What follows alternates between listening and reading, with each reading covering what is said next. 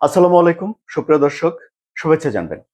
ইরানের সঙ্গে যুদ্ধ করতে গিয়ে মার্কিন প্রেসিডেন্ট ডোনাল্ড ট্রাম্প ন্যাটোকে ভেতর থেকে কি দুর্বল করে দিচ্ছেন? জার্মানির সঙ্গে যুক্তরাষ্ট্রের টানাপোড়েন আরো একটু কি বাড়লো? পরিস্থিতি কোন দিকে যাচ্ছে তাই আলোচনা করব এই কন্টেন্টে। আমি আনোয়ার সাদি আপনাদের সঙ্গে রয়েছে।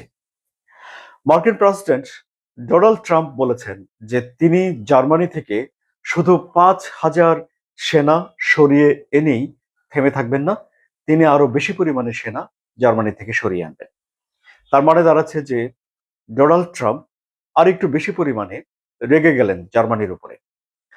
জার্মানির লিডাররা বলেছেন যে তারা ডোনাল্ড ট্রাম্পের অ্যাডভাইস শুনতে চান না, পরামর্শ শুনতে চান না। সো এই ধরনের কথা শোনার পরে ডোনাল্ড ট্রাম্প এরকম একটা প্রতিক্রিয়া জানালো, যে প্রতিক্রিয়া ন্যাটোভুক্ত দেশগুলোর জন্য ভালো নয় বলেই ন্যাটোভুক্ত দেশগুলো মনে করছেন।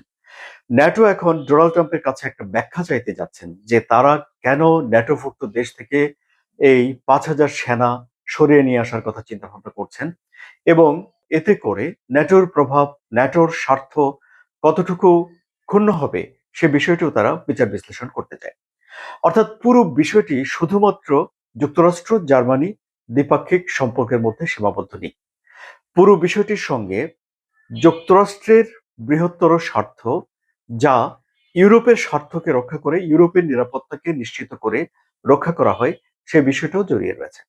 অনেকে বলছেন যে ডোনাল্ড ট্রাম্পের উচিত ইউরোপকে সঙ্গে রাখা, ইউরোপের মাধ্যমে তার নিজের শক্তি সামর্থ্য আরো বেশি বাড়িয়ে তোলা। কিন্তু ডোনাল্ড ট্রাম্প যা করছেন তাতে করে এখন ন্যাটোভুক্ত দেশগুলো, ইউরোপের দেশগুলো তারা কিছুটা চিন্তিত, তাদের কপালে চিন্তার ভাঁজ পড়েছে যে কি হচ্ছে আসলে সামনের দিনগুলোতে। যেমন ধরুন, পোল্যান্ডের ডোনাল্ড টাস্ক তিনি বলছেন যে এই যে জার্মানির কাছ থেকে যে সেনা প্রত্যাহার করে নিয়ে যাচ্ছে যুক্তরাষ্ট্র, এই ঘটনার পরিপ্রেক্ষিতে বাইরের কোনো দেশকে তিনি এখন আর ইউরোপের জন্য শত্রু মনে করেন না।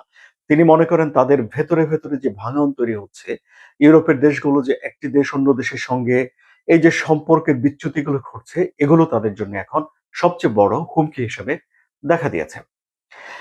এই যে ইউরোপের টানাপোড়েনের সঙ্গে তাহলে ইরান যুদ্ধের কি সম্পর্ক, এটি বলে আলোচনা শেষ করছি। জার্মানির চ্যান্সেলর বলেছেন যে ইরান আলোচনায় পুরো মার্কিন জাতিকেই অপমানিত করেছে, এবং তিনি বলেছেন যে যুক্তরাষ্ট্রকে আলোচনা করার জন্য পাকিস্তান পর্যন্ত টেনে নিয়ে গেছে ইরান এবং খালি হাতে ফিরিয়ে দিয়েছে। এবং ডোনাল্ড ট্রাম্পের এই যুদ্ধ বন্ধ করার জন্য কোনো পরিকল্পনা নেই, সুস্পষ্ট কোনো প্ল্যানিং নেই, এই কথাটি বলেছিলেন জার্মান চ্যান্সেলর। এবং এই কথা শুনে ডোনাল্ড ট্রাম্প বেজায় চটে গেছেন।